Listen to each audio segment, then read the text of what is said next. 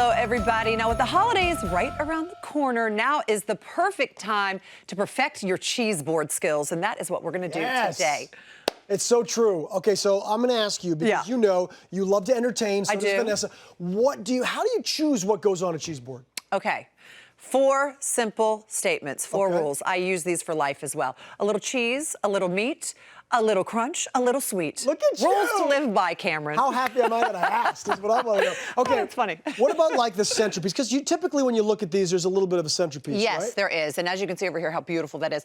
Our centerpiece today is going to be a little sweet. I'm building everything around sliced envy apples because I love them. They just got such a beautifully balanced sweetness and just such a satisfying crunch. They're perfect for eating. I mean, it's like this as a snack. It's so true. All the time. You know, I'm a healthy guy. I love to snack on. I know you love apples and you love cheese, and we're putting cheese in there too. They're both. And even better, when you do slice them, they stay white naturally longer than other apples, which makes them great for a platter like this one. A platter like this, also for kids, right? That's right. Kids don't like it when their apples go brown. No, that's true. Beautiful. Yes. All right, so let's got get the envy apples. What about the cheese? The cheese, well, envy apples really kind of pair well with any sort of cheese, to be honest with you. But today I'm using Gouda, I'm using sharp cheddar, and I'm going to use some feta.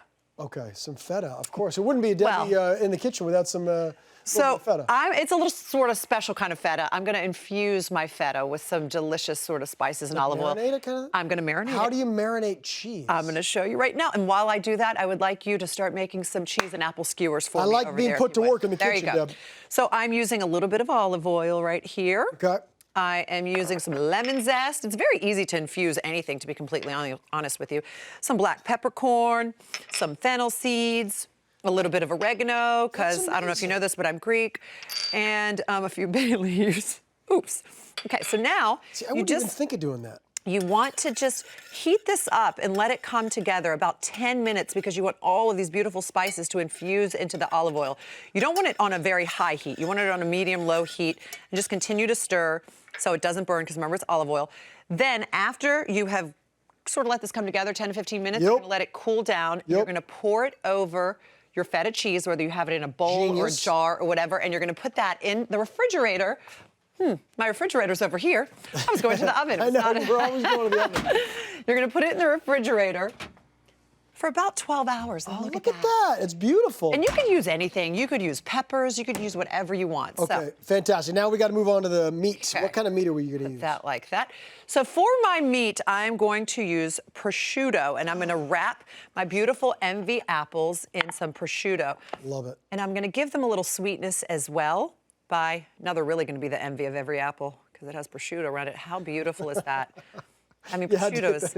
I had to get that in there. Prosciutto is really beautiful. I love it. It's so good. I mean, and it's nice to use the apple versus another type of fruit with the prosciutto. Now, as you're doing that, I'm going to ask you about the crunch. What are we using for the crunch category? The crunch category, as you can see over here, is I have some candied walnuts. I also, obviously, you know, the apples also crunch. I have some apples. I have some crackers.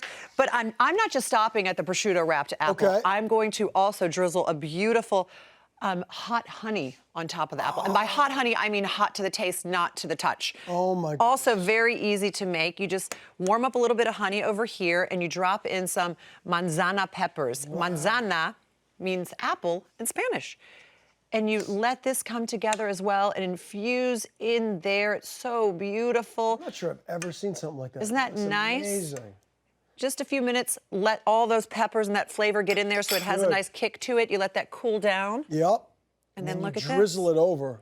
And you just drizzle it over like this. This is incredible. Okay, as you're doing that, I'm looking. I just love the color of the envy apples. Look at that color. It really is so beautiful. They're so easy to spot in the market with their sort of crimson skin and the golden background, you know what I mean? It's so beautiful. So good. You can have some for lunch, why not? They're delicious. And I'm going to let everyone else at home know that envy apples really raise your expectation of what an apple should be. And by the way, I also hear that they happen to be the top-selling apple of 2020. Do you know that? No joke. Top-selling apple variety of 2020. Super impressive. And I can see why, because they're absolutely delicious. You sure are, Deb. You know what I always say?